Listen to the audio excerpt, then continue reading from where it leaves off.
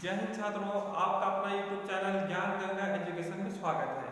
आज हम पढ़ने जा रहे हैं डीएलएड अंतिम वर्ष के अंतर्गत। विषय है हिंदी भाषा शिक्षण स्तर 2 के अंतर्गत हम इकाई 3 के अंतर्गत हम जानने का प्रयास करेंगे साहित्य। सबसे पहले देखते हैं साहित्य क्या है।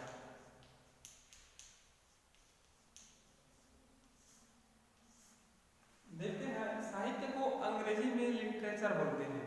लिटरेचर जैसे कहा जाता है ना, हिंदी साहित्य, अंग्रेजी साहित्य, उर्दू साहित्य, संस्कृत साहित्य।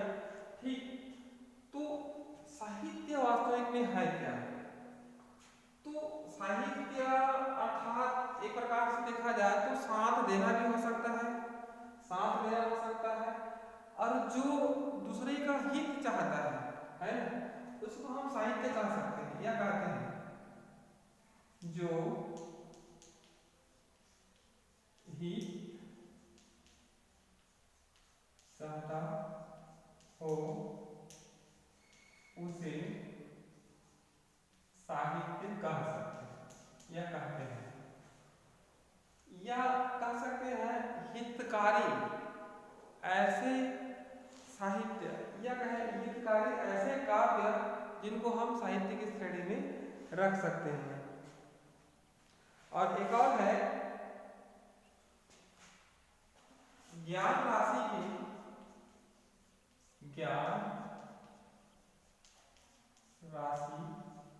के सचित्र कोश को साहित्य कहा जाता है। अब देखिए यहां पर कहा गया है कि ज्ञान राशि के सचित्र कोश है, के सचित्र कोश को साहित्य कहा जाता है। अब आपकी एक पाठ्य पुस्तक है, ठीक है, उस पाठ्य पुस्तक में अनेक विद्वानों ने अपना अपना विचार दिया, अर्थात वह एक क्या हो गया, कोश हो गया। कोश का अर्थ होता है जिस प्रकार हम पैसा को रखते हैं ना बक्से में, है ना, तो बक्सा वहां पर कोश का कार्य करता है। ठीक है, ठीक उसी प्रकार ज्ञान राशि के सचित्र कोश को साहित्य कहते हैं। तो अब हम हिंदी साहित्य की बात करें तो हिंदी में अनेक प्रकार की विधाएं होती हैं, है ना, अनेक प्रकार की विधाएं होती हैं, जैसे नाटक, कहानी, उपन्यास, कविता, संस्मरण इत्यादि इत्यादि, है। तो ये क्या हो गया, एक प्रकार से कोश हो गया। तो इस प्रकार से हिंदी साहित्य, ठीक है, इस प्रकार हिंदी साहित्य हो गया। तो इस प्रकार ज्ञान राशि के सचित्र कोश को क्या कहा जाता है, साहित्य कहा जाता है। और साहित्य के अंतर्गत गद्य और पद्य आते हैं, और गद्य पद्य की अपनी अपनी विधाएं हैं। उन विधाओं को हम पढ़ भी चुके हैं और बहुत सारी विधाओं को पढ़ना बाकी है, पढ़ भी सकते हैं। ये हो गया आपका साहित्य। तो आइए हम दूसरा जानने का प्रयास करते हैं।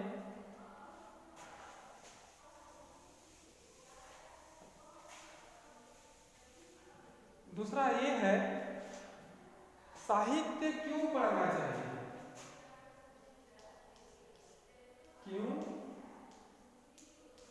पढ़ना चाहिए। ठीक है, साहित्य क्यों पढ़ना चाहिए। अब देखते हैं हिंदी के अंतर्गत अलग अलग विधाएं हैं। मान के चलिए हम एक टोकरी भर मिट्टी, एक टोकरी भर मिट्टी, एक पाठ है, ठीक है, यह एक पाठ है हिंदी साहित्य का। ठीक है, तो एक टोकरी भर मिट्टी हमें क्यों पढ़ना चाहिए। यह एक कहानी है, तो कहानी को पढ़ने से क्या होता है, सबसे पहली बात तो हमें आनंद की प्राप्ति होती है। ठीक है, कहा तो साहित्य अर्थात कहानी, ठीक है, कहानी को पढ़कर हमें आनंद की अनुभूति होती है, क्योंकि साहित्य के अंतर्गत ही कहानी आता है। ठीक है, कहानी आता है। और एक टोकरी भर मिट्टी है ना, क्या है, कहानी है। अब एक टोकरी भर मिट्टी को पढ़कर हमें आनंद की अनुभूति होती है।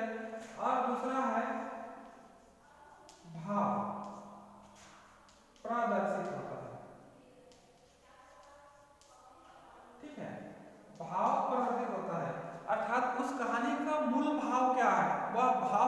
प्रदर्शित करना चाह रहा है। इसके साथ साथ कहानी को पढ़ करके संस्कृति और इतिहास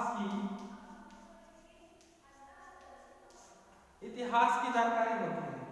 देखिए, हम किसी भी विधा को पढ़ करके, जैसे कि हम उपन्यास, कहानी, महाकाव्य, खंड काव्य, बहुत सारे ऐसे गद्य की पद्य की विधाएं हैं, इनको पढ़ करके उस समय की संस्कृति क्या थी, उन समय का जीवन शैली क्या था, उस समय का इतिहास क्या था, उस समय कैसे व्यवहार चलता था, इन सारे बातों का क्या होता है, पता चलता है। इसके माध्यम से, साहित्य के माध्यम से। और नेक्स्ट है चौथा, साहित्य जीवन जीने की कला दिखाता है। अब यहाँ पर देखिए, जीवन जीने की कला दिखाता है, हमें कैसे जीवन जीना चाहिए, कैसा मतलब अपने आप को भविष्य की प्रसिद्धि के अनुसार ढालना चाहिए, वह एक प्रकार से देखा जाए तो हमारा साहित्य ही बताता है कि हमारा जीवन शैली कैसा होना चाहिए। ठीक है, ये हो गया जीवन जीने की कला क्या करती है, बताती है। और किसी महापुरुष ने भी कहा है कि साहित्य समाज का दर्पण है ना, साहित्य समाज का दर्पण है। हम साहित्य को पढ़कर समाज को एक नई दिशा दे सकते हैं, क्योंकि साहित्य में समाज के बारे में लिखा जाता है। जिस प्रकार सामाजिक अध्ययन में समाज के बारे में लिखा जाता है, और समाज को एक प्रकार से सामाजिक अध्ययन आईना दिखाता है कि समाज को किस दिशा में हमें ले जाना है, समाज को किस दिशा में हमें ले जाना है, और हमारा समाज आगे चलकर कैसा होगा। इस प्रकार कर सकते हैं साहित्य समाज का दर्पण होता है। इस प्रकार इसमें भी वही है, जीवन जीने की कला सिखाता है या दिखाता है। नेक्स्ट के अंतर्गत इसमें यह कहा गया है, मोह माया से दूर ले जाता है। अब मान लीजिए हम कोई साहित्य पढ़ रहे हैं तो पढ़ते समय अनेक प्रकार की मोह माया से दूर ले जाते हैं, हम कल्पना के सागर में गोते लगाते रहते हैं। इस प्रकार कह सकते हैं कि साहित्य मोह माया से दूर ले जाता है, मोह माया से दूर ले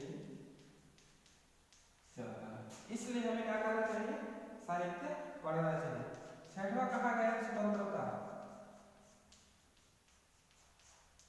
अब इसमें कहा गया है स्वतंत्रता। साहित्य को पढ़ने से एक प्रकार से देखा जाए तो हमें स्वतंत्रता फील होता है, महसूस होता है, क्योंकि कोई भी हम साहित्य पढ़ते हैं तो कोई व्यक्ति हमें टोकता नहीं है, और उल्टा घर के लोग बोलते हैं कि बहुत अच्छा कार्य पढ़ रहा है मेरा बेटा। इस प्रकार से उनकी विचारधारा पढ़ते वक्त बदल जाता है। इस प्रकार हमें स्वतंत्रता मिलता है, साहित्य को पढ़ने से स्वतंत्रता मिलता है। और एक और है सातवां,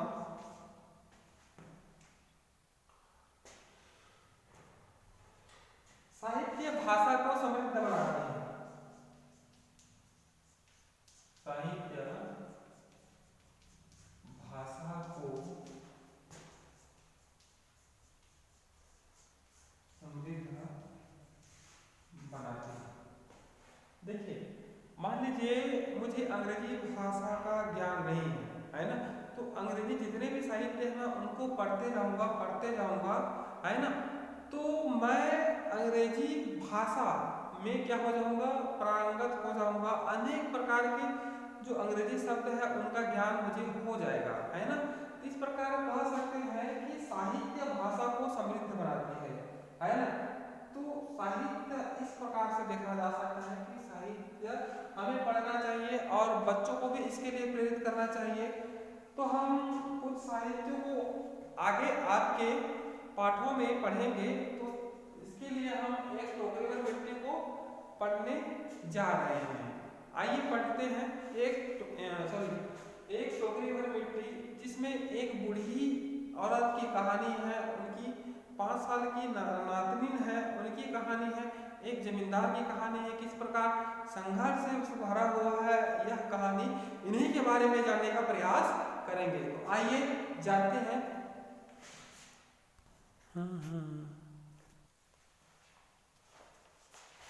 आइए पढ़ते हैं एक टोकरी भर मिट्टी कहानी।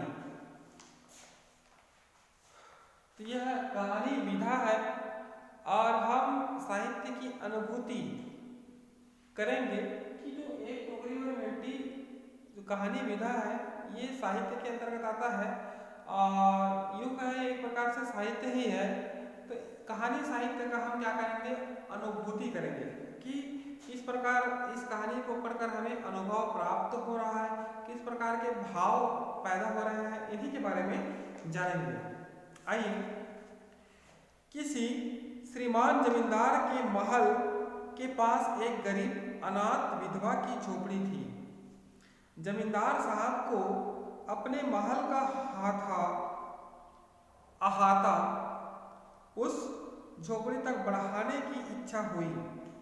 विधवा से बहुत बार कहा कि अपनी झोपड़ी हटा ले, पर वह तो कई जमाने से वहीं बसी थी। उसका प्रिय पति और इकलौता पुत्र भी उसी झोपड़ी में मर गया था। पतोहू भी एक 5 बरस की कन्या को छोड़कर चल बसी थी। अब यही उसकी पोती इस वृद्धाकाल में एकमात्र आधार थी। जब कभी उस अपनी पूर्व स्थिति की याद आती तो मारे दुख के फुट फुट रोने लगती थी। और जब से उसने अपनी श्रीमान पड़ोसी की इच्छा का हाल सुना तब तो वह मृत पाय हो गई। उस झोपड़ी में उसका मन इतना लग गया कि बिना मरे वहां से निकलना ही नहीं चाहती थी। श्रीमान के सब प्रयत्न निष्फल हुए। तब वे अपनी जमींदारी चाल चलने लगे। बाल की खाल निकालने वाले वकीलों की थैली गरम कर उन्होंने अदालत से झोपड़ी पर अपना कब्जा कर लिया और विधवा को वहां से निकाल दिया।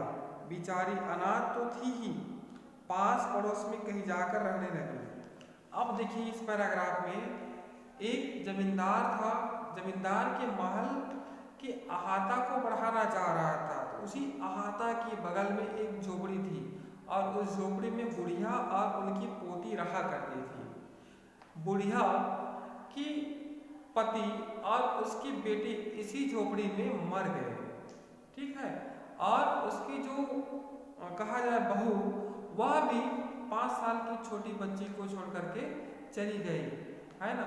इस सारी बातों को सुन करके वह फुट फुट करके रोने लगती। लेकिन ऊपर से और एक बोझ, कौन सा बोझ, कि वह जमींदार उस झोपड़ी को वहां से हटवाना चाहता है और क्या करना चाहता है, अपनी अहाता को घेरना चाहता है ताकि जो बुढ़िया का जो झोपड़ी है वह ना दिखे।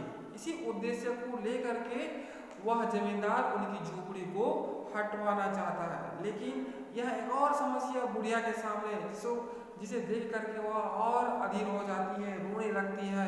तत्पश्चात जमींदार क्या करता है, अब मेरे सारे काम निष्फल हो गए, मैंने जो प्रयास किए मैं उसमें असफल हो गया।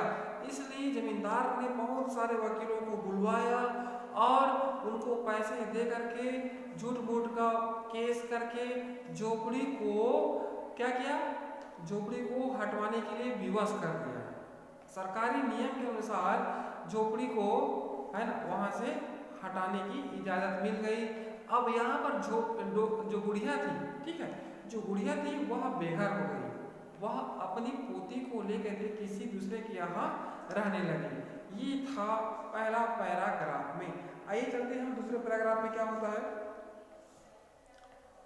एक दिन श्रीमान उस झोपड़ी के आसपास टहल रहे थे और लोगों को काम बतला रहे थे कि इतने में वह विधवा हाथ में एक टोकरी भर मिट्टी लेकर वहां पहुंची।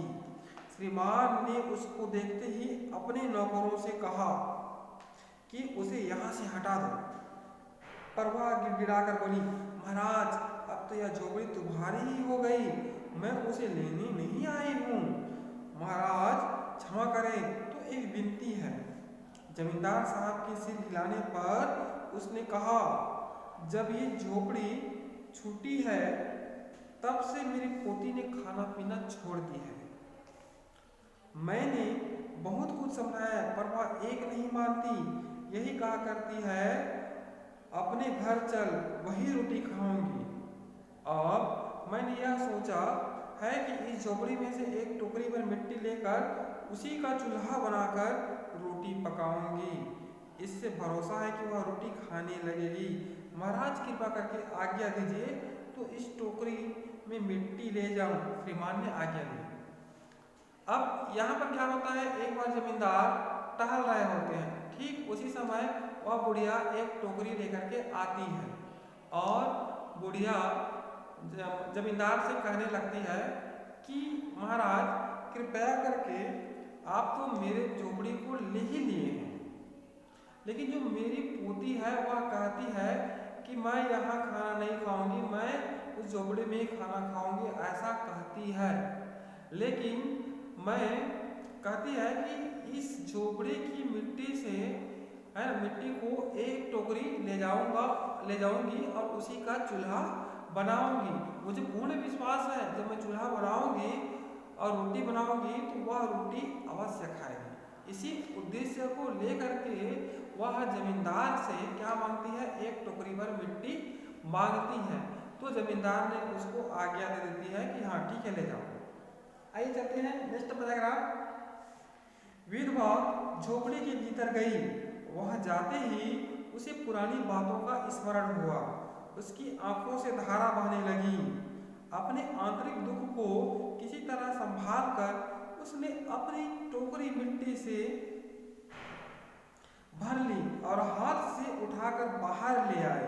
फिर हाथ जोड़कर श्रीमान से प्रार्थना करने लगी, महाराज कृपा करके इस टोकरी को जरा हाथ लगाइए जिससे कि मैं उसे अपने सिर पर उठा लूं। जमींदार साहब पहले तो बहुत नाराज हुए, पर जब वह बार बार हाथ जोड़ने लगी और पैरों पर गिरने लगी तो उनके भी मन में कुछ दया आ गई। किसी नौकर से ना कहकर आप ही स्वयं टोकरी उठाने को आगे बढ़े। ज्यों ही अर्थात जैसे ही टोकरी को हाथ लगाकर ऊपर उठाने लगे त्यों ही देखा कि यह काम उनकी शक्ति से बाहर है। फिर तो उन्होंने अपनी सब ताकत लगाकर टोकरी को उठाना चाहा, पर जिस स्थान पर टोकरी रखी थी वहां से एक हाथ भर ऊंची ना उठी। वह लज्जित होकर कहने लगे, नहीं यह टोकरी हमसे ना उठाई जाएगी। ठीक है, अब इसमें क्या होता है, जो बुढ़िया है वह झोपड़ी के भीतर चली जाती है, जैसे तैसे करके और झोपड़ी के बारे में सोचती है, अपने परिवार के बारे में सोचती है, तो वह रोने लगती है और ऐसे तैसे करके अपने आप को संभालने लगती है। उसके पश्चात एक टोकरी भर मिट्टी झोपड़ी से बाहर निकाल लेती है, लेकिन वह उनको उठा नहीं पाती है। तो बुढ़िया जमींदार से कहने लगती है, ठीक है कि यह जमींदार आप कृपया करके ये टोकरी उठाकर मेरे सिर में रख दीजिए ताकि मैं इसको उठा करके ले जाऊं और इसका क्या करूं, चूल्हा बना लूं। तो वह जमींदार नहीं मानता है, लेकिन बार बार गिड़गिड़ाने के पश्चात, बुढ़िया के गिड़गिड़ाने के पश्चात वह जमींदार किसी नौकर से ना कह करके वह स्वयं ही उसको उठाने का प्रयास करता है, लेकिन वह टस से मस नहीं होता है, एक हाथ भी ऊपर उठ नहीं पाता है, अपनी सारी ताकत लगा देता है, उसके बावजूद भी वह टोकरी उठ नहीं पाता है। ठीक है, तो इस प्रकार से अंत में वह कहता है कि यह हमसे उठाई अब नहीं जाएगी, अर्थात मैं इसको उठा नहीं पाऊंगा। आइए देखते नेक्स्ट पैराग्राफ। यह सुनकर विधवा ने कहा, महाराज नाराज ना हो, आपसे तो एक टोकरी भर मिट्टी नहीं उठाई जाती, इस झोपड़ी में तो हजारों टोकरियां मिट्टी पड़ी है, इसका भार आप कैसे जन्म भर तक उठा पाएंगे? आप ही इस बात पर विचार कीजिए। अब देखिए यह बात सुनकर के बुढ़िया कहती है, महाराज आप एक टोकरी भर मिट्टी नहीं उठा पा रहे हैं, इस झोपड़ी में तो बहुत सारी हजारों टोकरियां मिट्टी पड़े हुए हैं, इसका भार आप जन्म तक कैसे उठाएंगे, कैसे उठा पाएंगे?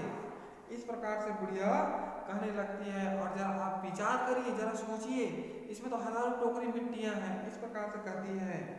फिर जमींदार कहने लगते, जमींदार साहब धन मन से गर्वित हो अपना कर्तव्य भूल गए थे, पर विधवा के उपरोक्त वचन को सुनते ही उनकी आंखें खुल गई। कृतकर्म का पश्चाताप करके उन्होंने विधवा से क्षमा मांगी, उसकी झोपड़ी वापस दी। यहाँ पर कहा है जमींदार धन मद से गर्वित होकर के अर्थात अत्यधिक धन के कारण, अर्थात धन रूपी शराब से वह घमंड, गर्वित कहा गया है ना, अहंकार से गर्वित होकर के वह उसे कुछ सूझ ही नहीं रहा था और बुढ़िया की बात को सुन करके, ठीक है, बुढ़िया की बात को सुन करके उनकी आंखें खुल गई। कौन सी बात कि हे महाराज तुम तो एक टोकरी उठा नहीं पा रहे हो, इस झोपड़ी में तो हजारों टोकरी मिट्टी पड़े हैं, उनका भार आप जीवन भर कैसे उठा पाएंगे, इस बात पर जरा विचार करिए। इस बात को सुनते ही बुढ़िया इस बात को सुनते ही जमींदार की आंखें खुल गई और उन्हें उनके गलत कर्म, अर्थात उन्होंने जो वकीलों को झूठ बना करके वकालत लड़के उस झोपड़ी को हथिया लिया था, है ना, कृत कर्म का है ना, का पश्चाताप करके उसे बहुत दुख हुआ और बुढ़िया से क्षमा मांगी और झोपड़ी उनको वापस दे दी। तो इस प्रकार यह कहानी खत्म हो गया, ठीक है, समाप्त हो गया। तो इस प्रकार हम ऐसे साहित्य को पढ़ करके, है ना, आत्मा विभोर हो जाते हैं, है ना। इस साहित्य से हमें शिक्षा मिलती है कि किसी दूसरे असहाय व्यक्ति की सहायता करना चाहिए, ना कि उनकी चीज़ों को हड़पना चाहिए, है ना। साथ ही साथ ऐसे लोगों की सहायता करना चाहिए, आर्थिक हो सके, सामाजिक हो सके या अन्य सहायता करने का प्रयास करना चाहिए और कभी भी अपने धन के अहंकार से गर्वित नहीं होना चाहिए, अर्थात अपने जो पैसे हैं उस पर अहंकार करके किसी दूसरे व्यक्ति को, असहाय व्यक्ति को कष्ट प्रदान नहीं करना चाहिए। जिस प्रकार एक बुढ़िया को झोपड़ी छोड़ने पर अनेक प्रकार की कष्ट हुई, उनकी जो पोती है वो खाना नहीं खा रही थी, तो इस प्रकार हमें क्या करना चाहिए, कष्ट नहीं देना चाहिए। तो इस प्रकार और बुढ़िया के पति, उनके बेटे, उनकी बहू सारे उस झोपड़ी में मर गए, है ना। इन सारी बातों को सुन करके वो फुट करके रोने लगती थी, है ना।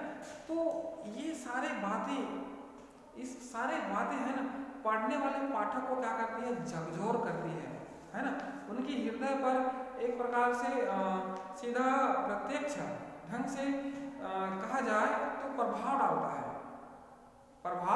डालता है। इसलिए बच्चों को हो सके, बूढ़ों को हो सके या कोई भी व्यक्ति हो, है ना, उनको साहित्य पढ़ना चाहिए, साहित्य का आनंद लेना चाहिए, है ना। साहित्य का आनंद लेने से अपने आप को भी फायदा है और साथ ही साथ उन साहित्य को पढ़कर हमारे अंदर अच्छे विचार उत्पन्न होते हैं। तो आइए चलते हैं हम इनके प्रश्न उत्तर की ओर।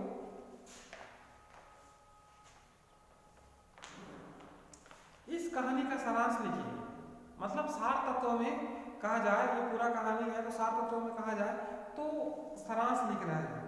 इस कहानी के पात्र गरीब अनाथ विधवा का चरित्र पिस्ते बादाम की कहानी की दादी माँ के चरित्र से किस अर्थ में समान है, स्पष्ट कीजिए। तो इस कहानी के पात्र है गरीब बुढ़िया, ठीक है।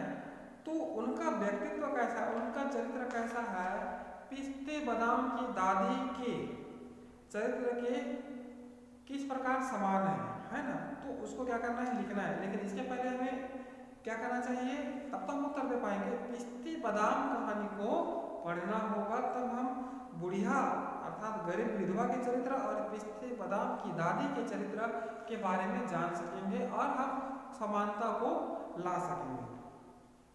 इस कहानी से मिलने वाली शिक्षाएं बच्चों के समक्ष कैसे रखेंगे। अब देखिए, इस कहानी से जो शिक्षा मिल रही है, ठीक है, हम बच्चों के समक्ष कैसे रखेंगे, किस प्रकार के भाव होना चाहिए, किस प्रकार बुढ़िया की जो क्या कहा जाए गरीबता है, निर्धनता है, उसको इस कहानी में अच्छे ढंग से बताया है ना। तो उसको अच्छे ढंग से प्रस्तुत करना चाहिए और गरीब व्यक्तियों पर कभी भी क्या नहीं करना चाहिए, गलत कार्य नहीं करना चाहिए, उन पर आक्रमण नहीं करना चाहिए, उनको हटाना नहीं चाहिए ताकि वो बेसहारा हो जाए, उनको सहारा प्रदान करना चाहिए। एकांकी के रूप में बच्चों द्वारा इसका मंचन कराएं।